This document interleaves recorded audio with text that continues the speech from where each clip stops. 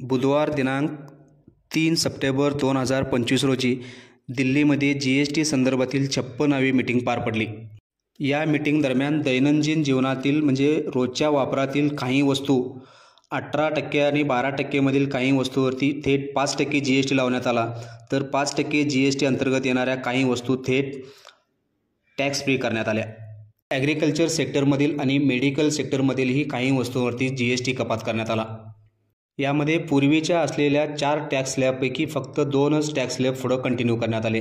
यामध्ये पूर्वीच्या 5%, 12%, 18% आणि 28% पैकी फक्त 5% आणि 18% या 2च स्लॅब पुढे कंटिन्यू करण्यात आल्या। जीवनावश्यक आणि सर्वसामान्यांना लागणाऱ्या वस्तूंवरील GST दर कपात करण्यात आला। तसेच लक्झरी आणि तंबाखूजन्य पदार्थांना 40% GSTची मंजुरी देण्यात आली।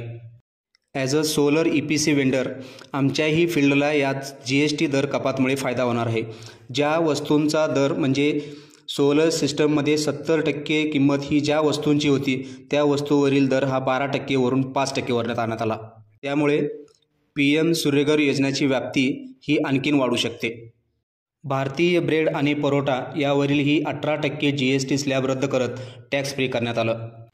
सोलर आणि विंडमिल यावरील GST दर कपात करून 12% वरून 5% वर आणण्यात आला। यामध्ये solar cooker, solar water heater, solar power generator, solar lamp इत्यादींचा या GSTच्या नव्या दरामध्ये समावेश असणार आहे। परंतु सोलर पॉवर जनरेशन अरेंजमेंटसाठी लागणाऱ्या बाकीच्या बहुतांश वस्तूंवरील GST दर हा 18%च ठेवला आहे।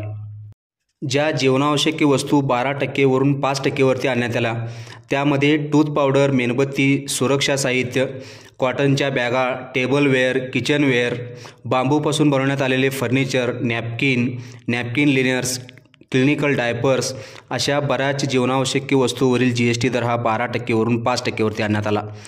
तसेच टॅल्कम पावडर, तोंडाला लावायचा powder, hair oil, shampoo, toothpaste, shaving cream, shaving lotion, साबण, औद्योगिक वापराचा साबण वगळता अशा बऱ्याच वस्तूंवरील GST दर कपात करून 18% वरून 5% वरती आणण्यात आला।